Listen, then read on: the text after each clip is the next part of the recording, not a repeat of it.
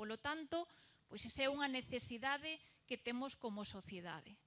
Pero este proxecto tentes, non?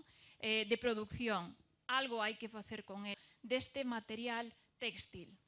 Pero que, ademais, neste caso, teño que destacar sempre en que este proxecto pretende... obxecto do proxecto. Nesta planta trataránse residuos textiles de recollida separada procedentes ben de economía social, pero a planta tamén está preparada... Moitos alcaldes, corporación municipal, xa se